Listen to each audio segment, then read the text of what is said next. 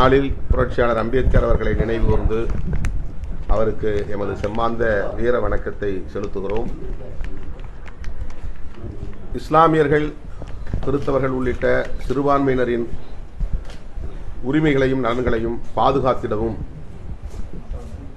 விளிம்புநிலை மக்களின் ஒற்றுமையை நிலைநாட்டவும் இந்த நாளில் விடுதலை சிறுத்தைகள் கட்சி உறுதியேற்கிறது. தமிழ்நாடு முழுவதும் புரட்சியாளர் அம்பேத்கரின் திருவுருவச் சிலைகளுக்கு மாலை அணிவித்து வீரவணக்கம் செலுத்துவதோடு தலித் மற்றும் இஸ்லாமியர் எழுச்சி நாள் உறுதிமொழியையும் இன்று ஏற்கிறோம். தமிழகத்தில் பெஞ்சல் புயலால் மிக கடுமையான பாதிப்பை நாம் சந்திக்க நேர்ந்திருக்கிறது. குறிப்பாக விழுப்புரம் மாவட்டம் இதனால் கடுமையான பாதிப்புக்குள்ளாகி இருக்கிறது. 10க்கும் மேற்பட்டவர்கள் உயிரிழந்திருக்கிறார்கள். ஏராளமான கால்நடைகள் வெள்ளத்தில் அடித்துச் செல்லப்பட்டுள்ளன, உயிரிழந்திருக்கின்றன. இந்த நிலையில் தோட்டப்பயிர்கள், வேளாண் பயிர்கள் போன்ற சேதங்களையும் மக்கள் சந்திக்க நேர்ந்துள்ளது.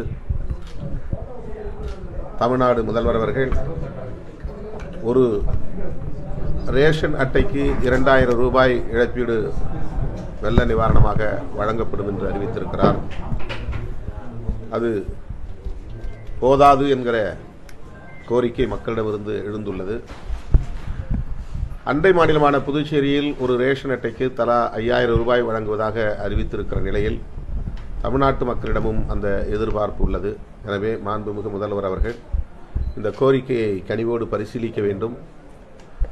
வெள்ளத்தால் பாதிக்கப்பட்டவர்கள் மட்டுமின்றி வெள்ளம் சூழ்ந்ததனால் பாதிக்கப்பட்ட மக்களுக்கும் வெள்ள நிவாரணம் வழங்க வேண்டும்.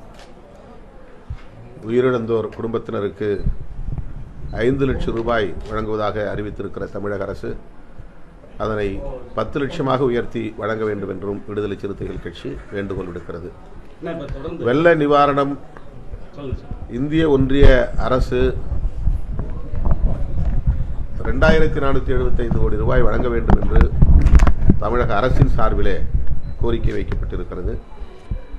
இந்த கோரிக்கையை வலியுறுத்தி விடுதலை சிறுத்தைகளின் நாடாளுமன்ற உறுப்பினர்களாகிய நானும் தோழர் ரவிக்குமார் அவர்களும் உள்துறை இணையமைச்சர் மாண்புமிகு நித்யானந்த ராய் அவர்களை நேரிலே சந்தித்து கோரிக்கை மனுவை கொடுத்திருக்கிறோம், பரிசீலிப்பதாக கூறியிருக்கிறார்.